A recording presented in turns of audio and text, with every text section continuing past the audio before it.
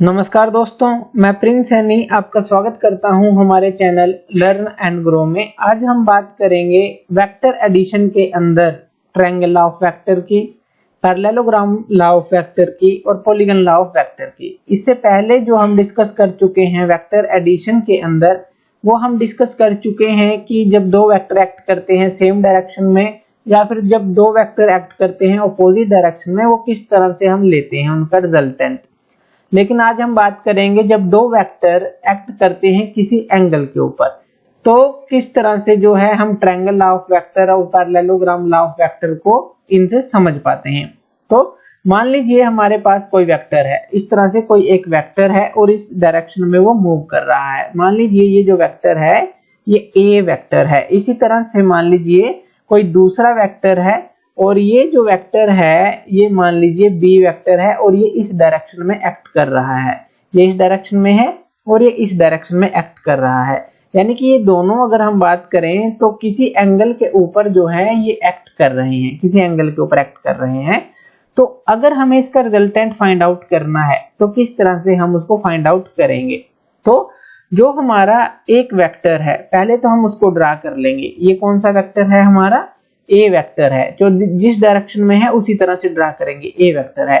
अब अगर हमें रिजल्टेंट फाइंड आउट करना है तो इस वेक्टर के हेड के ऊपर दूसरे वेक्टर की टेल हमें रखनी है और उनको सेम ऑर्डर में लेकर चलना है। जैसे कि ये इस तरह से है, ये इस तरह से है, तो इस हेड के ऊपर जो है हम इसकी टेल को रख देंगे जो बी वेक्टर है।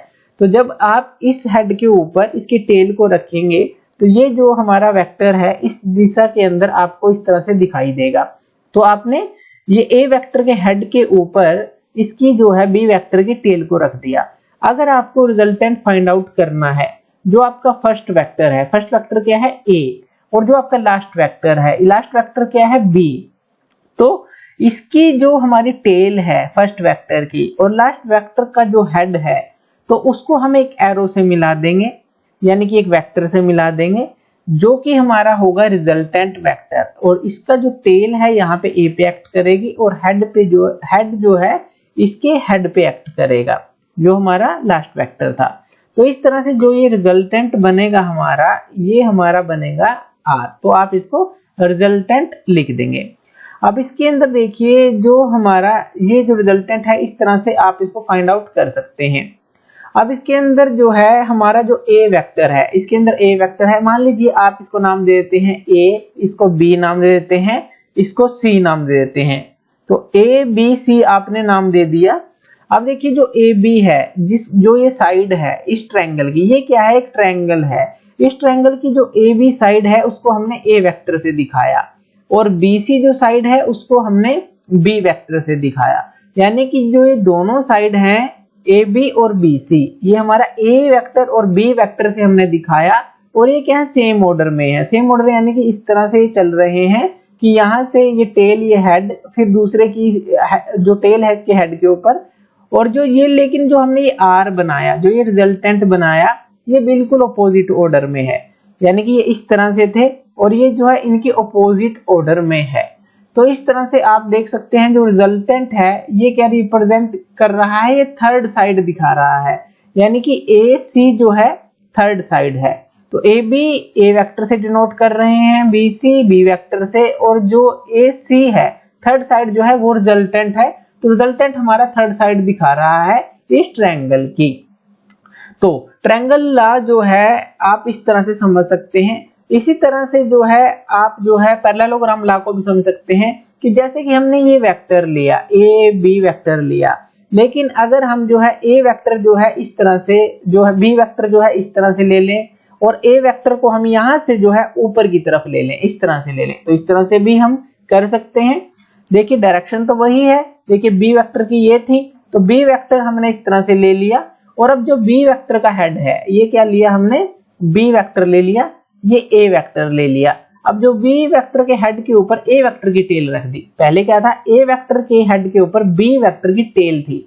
इस तरह से भी आप शो कर सकते हैं क्योंकि डायरेक्शन तो सेम ही है, दोनों हमने ली हैं। इस तरह से ले लीजिए चाहे इस तरह से ले लीजिए, लेकिन जब आप इस तरह से लेते हैं तो जो मान लीजिए यहाँ पे कोई पॉइंट ओ है, अब जो है इनका जो रिजल्टेंट होगा इस O पॉइंट से जो है इस तरह से चलेगा, क्योंकि ये तो देखिए सेम ऑर्डर में है और ये बिल्कुल अपोजिट ऑर्डर जो है ये दिखाएगा। अब अगर आप जो है इसको पूरी को देखें तो ये आपको एक डायगोनल की तरह दिखती है। अब अगर आप इसको अलग अलग नाम दे दें, मान लीजिए ये O है तो इसको P दे दिया, या मान लीजिए इसको Q दे दिया, इसको R दे दिया। OPQR क्या है, यहाँ पे एक पैरेललोग्राम है जिसमें ये B वेक्टर जो है O जो R है वो साइड दिखा रहा है, और जो A वेक्टर है ये RQ साइड दिखा रहा है, और जो ये डायगोनल है ये हमारा दिखा रहा है रिजल्टेंट।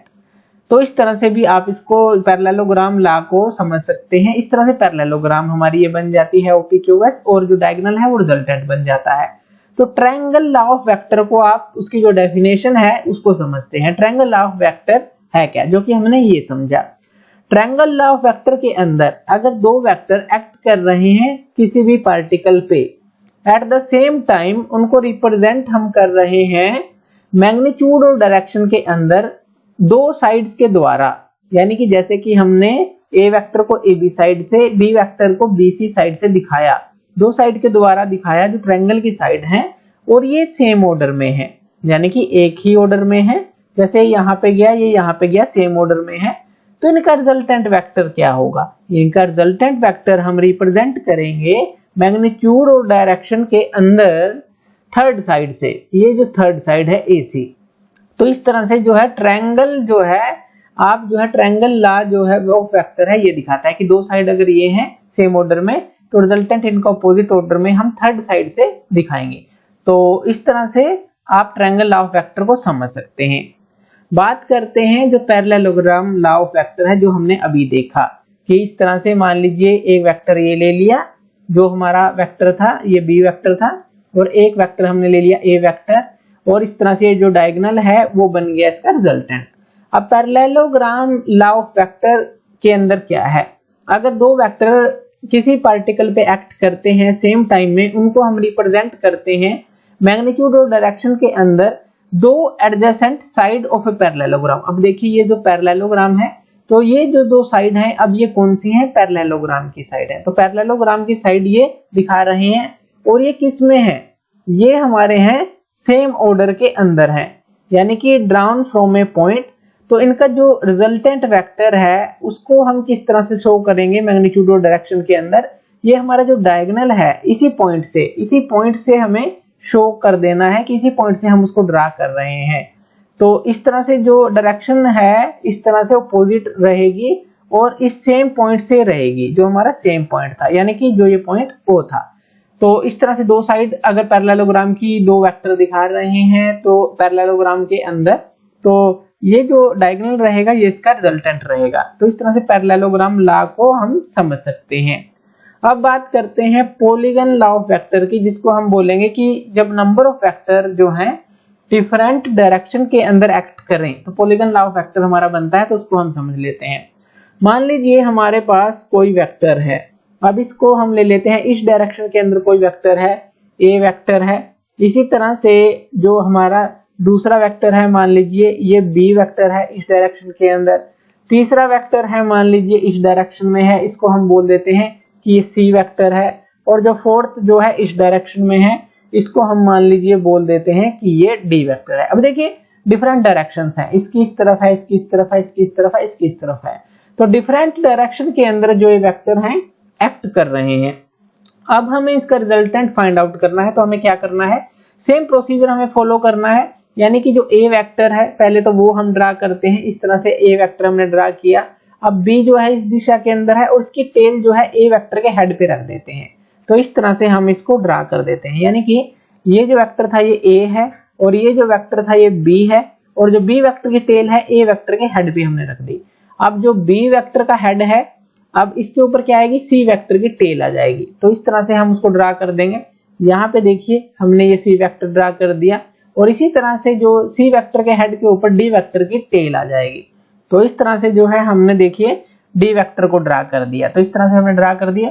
अब रिजल्टेंट क्या रहेगा, रिजल्टेंट क्या रहेगा, जो फर्स्ट वेक्टर है और जो लास्ट वेक्टर है, यानी कि जो लास्ट वेक्टर का हेड है और फर्स्ट वेक्टर की टेल है, इनसे एक लाइन जाएगी जो इनको ज्वाइन करेगी, और ये हमारा होगा रिजल्टेंट। इसको हम बोलेंगे ये है हमारा रिजल्टेंट। तो इस तरह से जो है आप जो है डिफरेंट डायरेक्शन के अंदर अगर वेक्टर हैं उनका रिजल्टेंट फाइंड आउट कर सकते हैं।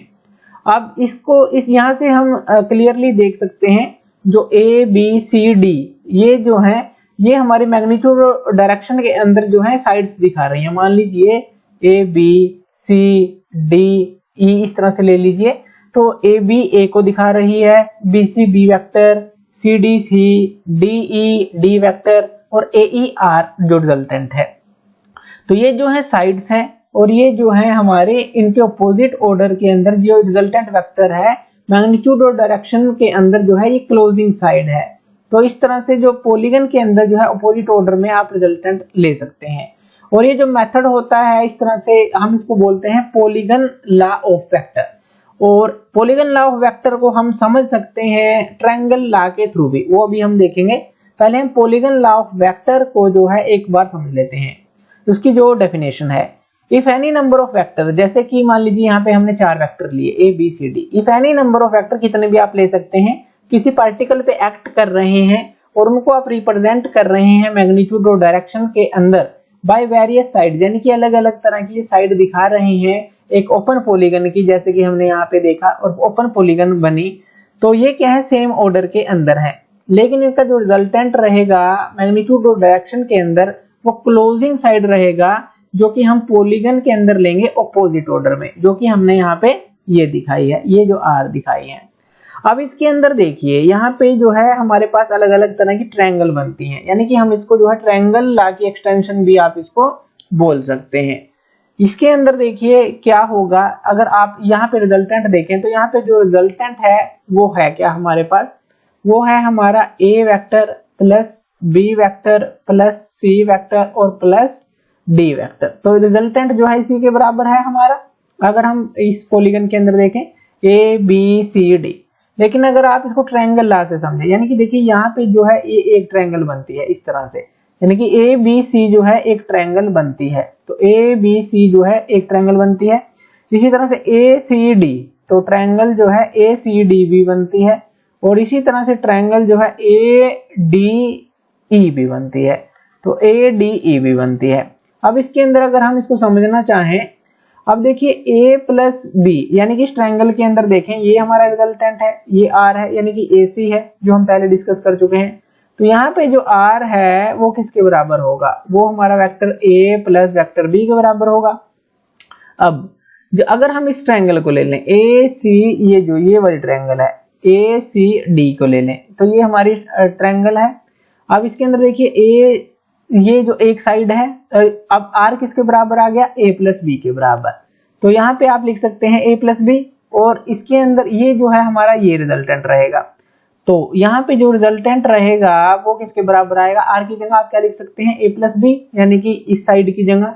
तो a प्लस बी प्लस सी, तो ये किसके बराबर आ जाएगा, a प्लस बी प्लस सी के बराबर आ जाएगा। तो ये आपने जो सेकंड ट्रायंगल ली, ये फर्स्ट थी, तो इसके अंदर रिजल्टेंट ये था, और ये जो सेकंड ट्रायंगल थी इसके अंदर रिजल्टेंट ये था। लेकिन अगर आप ADE की बात करें, ADE ट्रायंगल की बात करें ये, तो यहाँ पे रिजल्टेंट ये बन जाता है R। तो ये जो रिजल्टेंट है R, ये किसके बराबर आएगा। अब देखिए इस R की जगह आप क्या लिख सकते हैं, A प्लस बी प्लस सी, यानी कि इस साइड की जगह आप क्या लिख सकते हैं, A प्लस बी प्लस सी। और जब आप इस रिजल्टेंट की बात करें तो A प्लस बी प्लस सी इसकी जगह लिख दिया, और ये क्या आ गया प्लस D। तो R किसके बराबर आ गया, A plus B plus C plus D, तो इसके बराबर आ गया। यानी कि वही वैल्यू आ गई जो आपने जो है यहाँ पे देखी थी, ये जो वैल्यू है यही आ गई। यानी कि ट्रायंगल जो लॉ है उससे आप इसको समझ सकते हैं। ये जो पॉलीगन लॉ ऑफ वेक्टर है आप इसको एक्सटेंशन कह सकते हैं ट्रायंगल लॉ ऑफ वेक्टर की। जिस तरह से इस तरह से हम उसको अलग अलग ट्रायंगल लेके जो है इसको हम समझ सकते हैं। तो ये था हमारा वेक्टर एडिशन के अंदर ट्रायंगल लॉ, पैरेललोग्राम लॉ और पॉलीगन लॉ। बहुत बेसिक लॉ हैं, तो ये आपको समझने चाहिए, ये आगे भी आपके काम आते हैं, तो इसीलिए इनको आपको ध्यान से समझना चाहिए। Thank you.